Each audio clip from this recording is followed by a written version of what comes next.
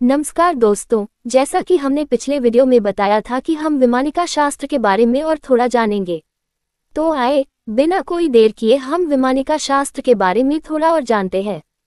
दोस्तों, हमारे शास्त्रों में ऐसा विज्ञान पहले से लिखा हुआ है जिसे आज आधुनिक विज्ञान छू तक नहीं पाया है।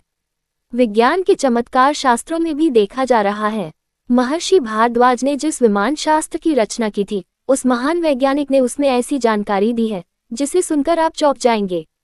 इसी बात को जानने के लिए लखनऊ के स्कूल ऑफ मैनेजमेंट साइंस में वैदिक विज्ञान केंद्र के महानिदेशक डॉक्टर भरत राज सिंह ने अपने शोध और अध्ययन के आधार पर बताया कि विमानिका शास्त्र में ऐसे ऐसे तरीके बताए गए हैं जिसके आधार पर विमान को तैयार किया जा सकता है। महर्षि भारद्वाज को भारतीय विमान शास्त्र का जनक माना जाता है। उन्होंने यंत्र सर्वस्व नामक ग्रंथ लिखा था, जिसमें एक भाग विमान शास्त्र का है। इसमें सभी प्रकार के विमान बनाने और उसके यंत्र बनाने के साथ उसके चलाने की विधि भी दी गई है। 4 से 5 हजार साल पहले विकसित हुई थी तकनीकी। डॉक्टर भरत बताते हैं कि आज विमान टेक्नोलॉजी बहुत विकसित हुई है। भारत में यही टेक्नोलॉजी जिसका उल्लेख विमान शास्त्र में है, 4 से 5 हजार साल पहले रह चुकी है। इसके प्रमाण अधिक संख्या में मिल रहे हैं। आज नासा जैसी स्पेस एजेंसी भारत के पौराणिक ग्रंथों की खोज में जुटी है। अंतर्राष्ट्रीय शोधकर्ताओं ने प्राचीन पांडुलिपियों की खोज की है। जो ग्रंथ मिला है उसमें विमान शास्त्र ने कई नई जानकारी दी है। 500 प्रकार के थे विमान।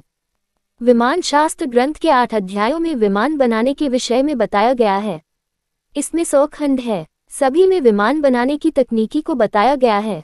इसमें महर्षि भारद्वाज ने 500 प्रकार के विमान बनाने की विधि का उल्लेख किया है, यानी 500 सिद्धांत से विमान बनाया जा सकता है।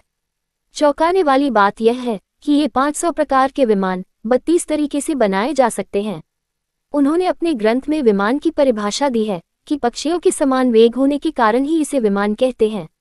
विमान शास्त्र में 8 तरह से चलने वाले विमानों का उल्लेख। 1. शक्तियुगम, बिजली से चलने वाला विमान। 2. भूतवाह, अग्नि से, जल से और वायु से चलने वाला विमान। 3. धूमयान, गैस से चलने वाला विमान। 4. शीकोद्गम, तेल से या पारे से चलने वाला विमान। 5. अंशवाह, सूर्य की किरणों से चलने वाला विमान। 6. तारामुक्त, चुंबक से चलने वाला विमान। 7. मणिवाह, चंद्रकांत, सूर्यकांत मणियों से चलने वाला। 8. मरुत्स्था, केवल वायु से चलने वाला विमान। दोस्तों, जैसे मैंने अपने हर वीडियो में कहा है कि आज से हजारों साल पहले इतनी डिटेलिंग देना क्या कल्पना मात्र हो सकती है। इस विषय का हम सबका सोचना बहुत जरूरी है। आज के लोगों को ये जानना जरूरी है कि उनके पूर्वज कितने उन्नत रहे हैं। बस दुख इस बात का है कि वो जानकारी, वो ज्ञान सब बस पुराने ग्रंथ, वेद इत्यादि में रह गए हैं, जो लोगों को केवल कल्पना मात्र लगता है। हमें दूसरों की पुस्तकों से ज्यादा खुद की पुस्तकों को पढ़ना जरूरी है। और अगर पढ़ने का समय कम हो तो इस वीडियो को शेयर करके अपने दोस्तों, भाई बहनों, रिश्तेदारों को हमारे प्राचीन विद्याओं और आविष्कारों से अवगत कराएं।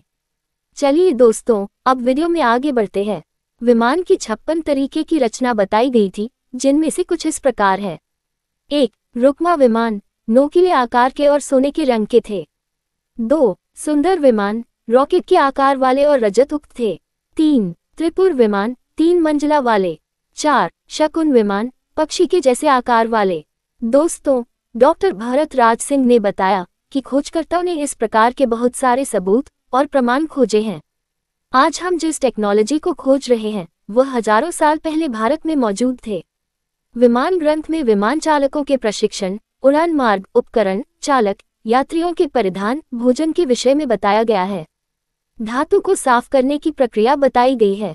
विमान में प्रयोग करने वाले तेल, तापमान, इन सभी विषयों पर लिखा गया है। विमान के विद्युत और सौर ऊर्जा से चलने के भी प्रमाण मिलते हैं। दोस्तों, वाकई में हमारे पुराने ग्रंथ इत्यादि बहुत ही महान हैं। इन्हीं वैदिक ग्रंथों में उल्लेख तकनीकी को आधार बनाते हुए डॉक्टर भरतराज सिंह ने सालों पहले हवा से चलने वाली बाइक भी बनाई है, जिसमें किसी ईंधन की जरूरत नहीं होती है। इस बाइक के लिए उन्हें अवार्ड भी मिला।